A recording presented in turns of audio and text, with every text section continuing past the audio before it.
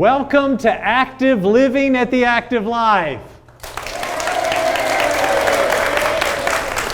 I hope you can tell for the sound of our audience, we're here at the LaGrange Active Life Dining Room, and we've got a special guest this month. That's Chef Jeffery Tucker. Now, many of you know Chef Jeff has his own TV show, but he's joining us today because he's going to prepare a wonderful, healthy snack for our participants here today. Welcome, Chef Jeff. I hope you're doing well today. I am. I'm doing very well. I'm glad to be here. Looking at everyone, I feel like I'm at home. Good. Now, Chef Jeffery Tucker, is the chef at Vernon Woods Retirement Community. So he's used to being around older adults, and we're so glad you joined us today. Chef, what are you going to prepare today? What I'm going to prepare today is a light salad for the summer season. Summer is getting ready to end. So, you want to go into fall with a light meal. Not so expensive. People living off a budget, especially nowadays. But we have some grilled chicken. We have some diced apples, some mandarin oranges, mixed green salad. And I'm going to put together a vinaigrette for you. But I also have some nuts and some bacon and stuff like that to go in that salad. So I'm going to show you how to put those things together. Now, this is, before you go into this, this is a healthy snack. Now, you work at Vernon Woods. How important it is for older adults to eat healthy? It is very important, especially with the medication they take. Certain foods kind of counteract with your medication. So, you got pork and you got your beef and you got all those things, and chicken. We're using chicken today because it's high in protein. And that's one of the things that fight off any kind of cold or whatever you got going on there. But it helps you. You need your protein any way you can get it. But another source of protein that I also have is nuts. I have some walnuts. That's a light protein source for you that people can get, but I know some people are allergic to walnuts and stuff. That's important. With the protein, I read where when we turn 50, we begin to lose muscle mass. We do. And so having regular protein is vital along with exercise to keep those muscles going. That is so true. You have to do those things, not just these physical muscles, but this muscle up here too. You got to have that one going, because if you don't use this one, you lose it, like anything else. So reading and eating properly keeps this one strong. All right, Jeff, I'm standing by. I'll help you in any way. Turn it over to the master. I'll be glad to help in any way. Okay. First things first, I'm going to put my gloves on because, on my show, people will let me know you don't have any gloves on. So, I prefer to have gloves on. The first thing I'm going to do is I'm going to dice up the chicken, and I'm going to take this bowl here, and this is what we're going to mix everything in except for the vinaigrette. The vinaigrette will be the last thing I prepare. I am also going to dice up an apple, so you can see how we come up with that. So people will know how to prepare their food at home, And these are simple things you feel like not cooking early in the day or late in the day. It's a good lunch or a good dinner for some people, because some people, like myself, I eat a light lunch and a big dinner, but the older I get, that's finna flip. You eat a big lunch so you can burn that energy off in a light dinner so you can sleep at night and not have those tossing and turning and getting up out of the bed in the middle of the night. Those things happen as you get older. Well, I'm learning that myself because I'm getting older myself, and I begin to do those things. But those are some of the key of eating healthy, eating smart. So let me go ahead and get started on cutting this apple.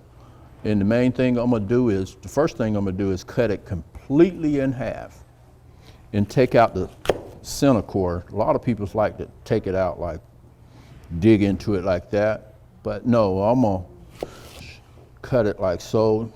Take that knife. That's a sharp knife. Is it important to have a really good sharp knife when you're cutting? It is very, very important to have the right tools to do the right job. Because if you're doing it with something that you're not used to doing with, it won't work. It's just like me using a can opener to open up a bag. That ain't gonna work. So you have to be smart on your tool selection. Okay. Using the right tools to do the job. That's why I got this bowl versus this bowl. Okay. This bowl is made out of glass, and this is, I don't want to be mixing stuff in a glass bowl because you can chip it and get fragments of glass when you're mixing. So the right tools doing the job. All right.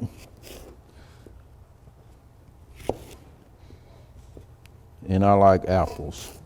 If you're a diabetic and your sugar get low, instead of eating bread or crackers or anything like that, this is the best source. This and an orange versus chocolate, even though chocolate is everybody's favorite, I think.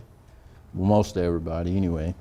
But fruit, such as apples and oranges, are the main best things you can use, or even a mandarin orange or a mango, but do not use pineapple and bananas.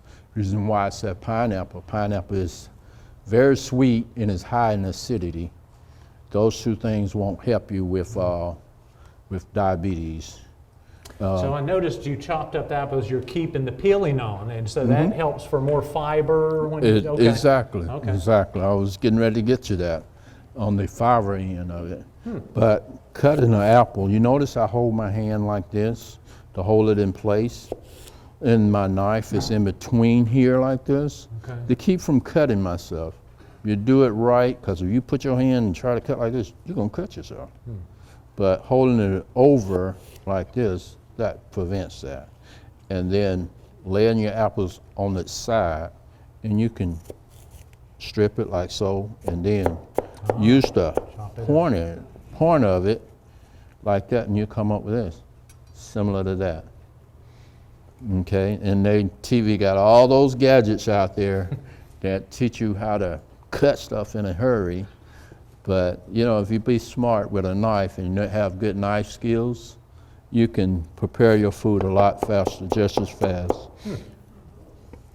And I only use this part of the knife when chopping. If I'm cutting, I'm using this part. Okay. You know, you have to know what size of the knife you want to use. But that's that. I'm gonna put this stuff over here, and now the next thing I'm gonna cut up is my chicken. And I'm gonna put it in a section on here also. So I noticed that's grilled chicken, so healthier than fried chicken. Exactly. Okay. Fried chicken carries a lot of salt because you season it with salt, and it carries a lot of fat, oil, and all that. So you have to peel that skin off and then fry it, and then cut it up and all those. That's too many steps. So just season it and grill it and let it rest. You don't want to cut chicken the moment you get it off the grill. You have to let it rest and then cut it. Okay. All right, I'm gonna change gloves because I was cutting fruit and I don't want to put my protein on that. Huh. All right, so keep things separate. And I probably wind up doing the same thing when I mix my salad. But I'm gonna mix my salad with a pair of tongs, like having the right tools to do the job. That's very, very important. That's a beautiful salad. Is that spring salad mix? It is a spring salad. It has 5 different lettuces in it. It has spinach, radicchio, let's see what else we got here. Endive and arugula. Okay. And Belgium endive. So those are the lettuces that's in there. But those are very healthy for you. Those lettuces there. And it works out best, it works out best to get a mixed green versus an iceberg. Iceberg is good, but it doesn't have any value to it other than moisture in that texture. But these give you your fiber a lot more because of the spinach and arugula and all those different lettuces. Okay. So those are more healthier for you. Now, as I was telling you about earlier on cutting chicken and dicing, Now dicing is up here, cutting is back here. And you see how I roll my knife and cutting this end of it with the chicken, and I'm doing that same technique with my hand, my left hand. I'm So holding. you're bending your knuckles a little bit to Yes, sir. protect against Yes, your sir. fingers from getting nicked? Right. If I Okay. have my hand out like that, yeah, I'm gonna cut myself. Okay. But if I take my fingers and do it like this and let that knife ride up against that, less likely to cut yourself. Yeah. So that makes a difference. And you're rolling it like that, and your thumb is the main thing to keep stuff in place. So where did you get this passion from cooking, Chef? Well, actually, I'm gonna give you my life story on cooking. Back in 1980 and 81, I was walking home from school, and Dan and Joe Stark, Mrs. Stark was outside. They needed a person to wash dishes. That was me. I left my books in there and started work. Those were the days where you didn't have to fill out an application, didn't have to do background checks and all that kind of stuff. So that's when I got my passion. I was working with Chef Tony Bishop at the moment, who's has deceased in the past year or two. Yeah. But he gave me all my cooking skills. He gave me an opportunity to cook. And I kind of liked it. I said, well, I can do this. And you know, the more you do it and the more you let somebody taste stuff, granted, I messed up a lot of food before I got it right. But that's with anything. You know, you're gonna mess up a lot and nobody come out perfect. But the more I done it, I enjoyed it. And people, you know, that gratification that, hey, this tastes good. Hey, that looked good. That's kind of got me stuck. But after I left in Clover, after 10 years, that's the place I worked at. I went to Callaway Gardens and worked down there on the chef Veronica Majors. And she was a chef that had been from New York to Chicago to Miami, all over the place, and wound up in Callaway Gardens. And I worked with her for like 8 years, and then I worked at Callaway Gardens on the Chef Henry Menard. You know, he used to be a local guy. He passed away as well. But he gave me a lot of skills too on other international food, such as French cooking, Italian, those type foods there. So eating healthy, and he also told me about that. Creating recipes and writing your own recipes, that there. Move fast forward, after I left Callaway Gardens, let me take one step backward. I went to the hotels in Atlanta under, again, the chef Veronica Major, and worked during the Olympic Games in '96. The '96 Olympic Games. Yep, and then I came back to Callaway Gardens and worked under that. I know I'm taking up a lot of your time here, talking instead of preparing, but you wanted to know the history of me. Yes. And I'm giving you that path. And after I left Callaway Gardens, I went and worked at the local country club here in LaGrange as the executive chef there for 4 years. Man, the country club was kind of up and down at that moment. But we got it stabilized and brought it back to where it's supposed to be, a true country club. And after I left there, I've been at Vernon Woods. That was my last stop. And now I'm at Vernon Woods. And I've been there for the past 16 years. 16 years, wow. Yeah, yeah. And then Philip approached me about doing the TV show.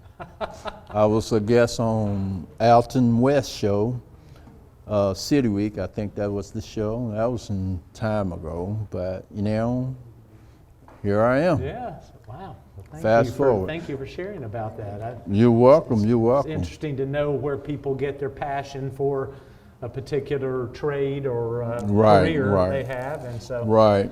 Okay, so what are we doing next, Chef? We are mixing the salad. We're going to take all these ingredients that we have here, such as the apples. You notice I put the lettuce in there first, and then I'm going to put the apples in there because you want that flavor from them apples to get in there.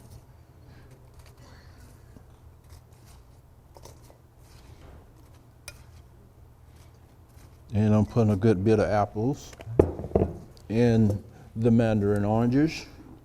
Oranges gives acidity, these mandarins. They give acidity, and you may notice I'm gonna take a little bit of that juice in that bowl right there. Okay.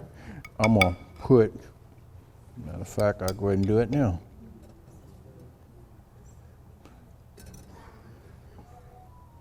I'm using this juice because of that vinegar in the honey. It's gonna bring it together. It's gonna make it everything mix. Okay, now I got bacon bits. And those are real bacon. Yeah, that's what it says. Not that fake stuff, right? Right, that's what it says. But if you got bacon at home, you can do it yourself without purchasing. You know, if you're a breakfast eater that, well, hey, I got this leftover bacon, I can put it in my salad. That type stuff. And then I got some nuts here. You can put those in there. These are walnuts. And they're good in, like I said, protein and fiber. Put a little bit of those guys in there. And you notice I'm holding off on the chicken right now. For the simple fact, I'm finna put Dan to work like he asked me to. Here comes your not so talented help.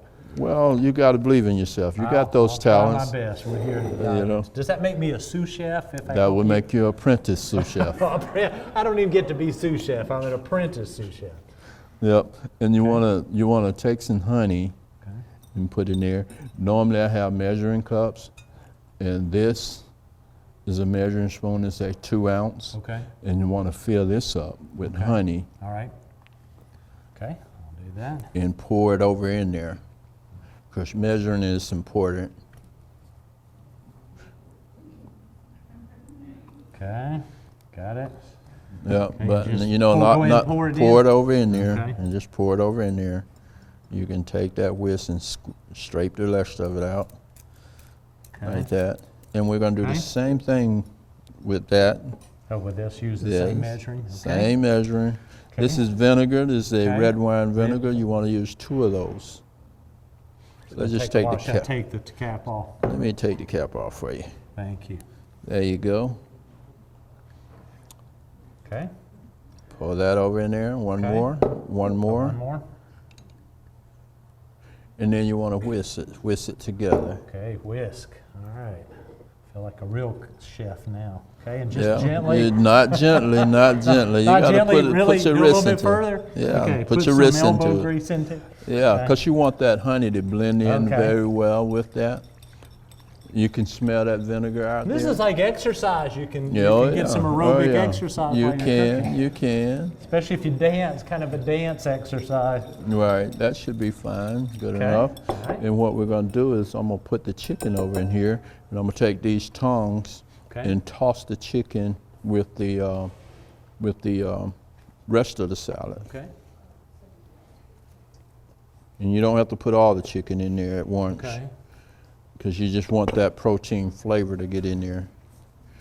And tossing it. You may notice I'm doing the under and over. Okay, so yeah, so you scoop and then you're twisting your wrist around. Right. to flip Because it you wanted to down. get everything kind of mixed in there Okay. real well. And then we're going to take that vinaigrette right there, and we're going to pour it over top of it. You want me to do that, or are you going to? You're going to do Okay, that. all right. Just drizzle. Drizzle, Or? Okay. pour it in there, Okay. and then they toss another salad. Okay. Maybe I need a little bit more lettuce. Okay. Do you want me to get a little bit more lettuce? Okay. How much? That should be perfect. That should be perfect. You can use those tongs over there you got Okay. beside you. Okay. More, or you got enough? I should have enough. Okay. And then the plate presentation of this dish. Now I can take one of those white plates over Okay. there behind you. There you go.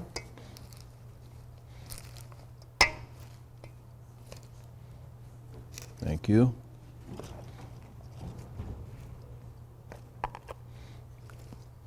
Get all the goodies that went to the bottom.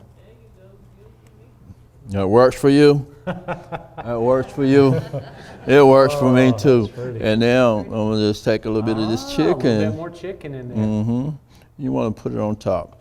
And the next thing I'm gonna take is a little bit more of those bacon bits. Can y'all see that? And I'm gonna let you hold that. Okay.